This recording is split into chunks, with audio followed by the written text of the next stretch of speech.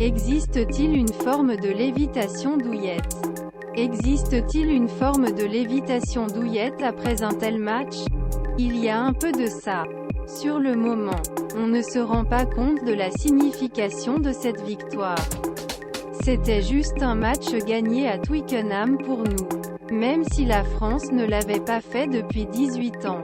Mais nous n'avions pas mesuré l'immense exploit que nous venions d'accomplir. Nous commençons à nous en rendre compte lorsque nous recevons les premiers messages de nos proches. Cela continuera aujourd'hui alors que nous prenons du recul. En 2019, vous avez connu la déroute à Twickenham. Que vous inspire le renversement de perspective? C'est un peu les premières pensées que nous avons eues.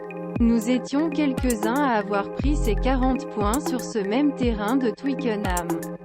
On y a pensé cette semaine, on voulait éviter ça et prendre notre revanche. Nous voulions sortir le gros match référence de ce tournoi. Alors oui, on a ressenti un petit sentiment de revanche par rapport aux joueurs qui étaient là il y a 4 ans. Vous avez dit après le match vouloir remettre l'église au centre du village. Était-ce une manière d'exorciser les interrogations qui vous accompagnent depuis le début de la compétition? C'est un peu ça. Nous savions très bien que nous serions critiqués après notre match perdu en Irlande. On était sur une série de 14 matchs sans défaite. On savait très bien qu'au moindre faux pas, on serait remis en question, que ce soit l'équipe, sa composition, ou bien d'autres choses. Nous sommes passés à autre chose et nous nous sommes remis au travail en pensant à l'Écosse. Après cette victoire, nous étions contents du résultat, mais pas satisfaits. On voulait marquer les esprits lors de ce match à Twickenham, et envoyer un message quelques mois avant la Coupe du Monde. On reste concentré sur ce qu'on a à faire. Mais on a voulu faire taire tout ce qui s'est dit après le match contre l'Irlande. C'est ce qu'on a réussi à faire, je pense. Critique mise à part. Cela fait longtemps que vous n'avez pas fait preuve d'une telle autorité dans la construction de votre jeu. Comment expliquer cette forme renouvelée? C'est la force collective. Pour la majorité d'entre nous, nous travaillons ensemble depuis près de 4 ans. On a eu de grands moments, d'autres difficiles. On arrive à mieux gérer toutes ces situations à force. Nous avons réussi à appliquer notre plan de match à la lettre. Alors qu'avec la pluie, on ne pouvait pas faire tout ce qu'on voulait. Mais nous avons pu nous parler et tout le monde a suivi. Et nous avons vu que cela fonctionnait. On a réussi à bloquer ces Anglais. Les amener nous renvoyer le ballon ou pousser vers l'avant parce qu'on leur mettait beaucoup de pression. Cela les a forcés à surjouer. À titre personnel, votre petite claquette pour Thibaut Flament est-elle le parfait résumé du match très propre que vous avez réalisé? Cette action en particulier, je ne sais pas, mais c'est une des choses sur lesquelles nous avons travaillé à l'entraînement. On avait vu qu'il y avait des espaces dans le second rideau. On les a exploités. Antoine l'avait fait en première mi-temps. Il l'a refait en seconde. Nous communiquons beaucoup.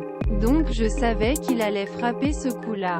Je me suis projeté. Et comme j'ai vu Thibaut dans mon angle mort, j'ai essayé de toucher le ballon pour le mettre dans ses bras. Cet essai, juste après avoir marqué, les a poussés un peu plus loin. Cela leur a fait beaucoup de mal. Vous deviez assumer plus de responsabilités lors des sorties de camp à pied.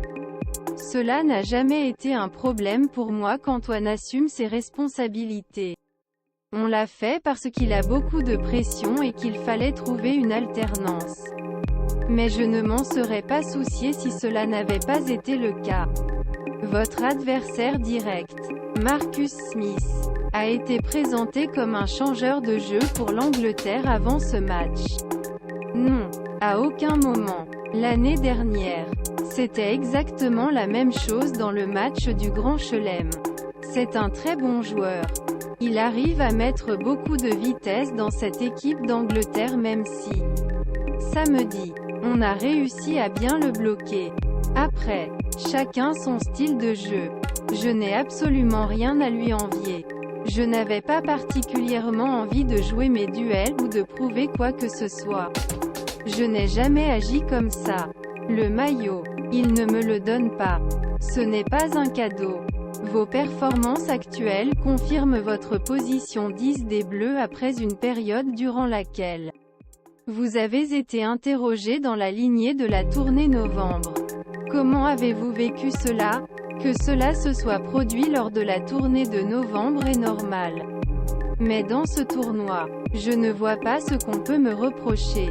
Je pense avoir fait un très bon début de compétition dans ce que j'avais à faire. Et d'avoir relevé la barre par rapport à la tournée de novembre. Mon tournoi est assez réussi. Après, on sait très bien que quand l'équipe de France gagne, c'est grâce à tout le monde. Mais lorsqu'elle est plus en difficulté, c'est le 10 qui est remis en cause. Ce n'est pas nouveau. Depuis tout petit, je regarde les matchs de l'équipe de France.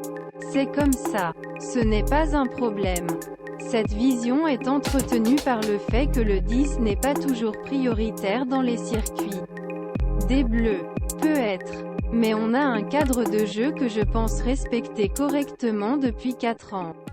Si ce n'était pas le cas, je ne serais pas là aujourd'hui.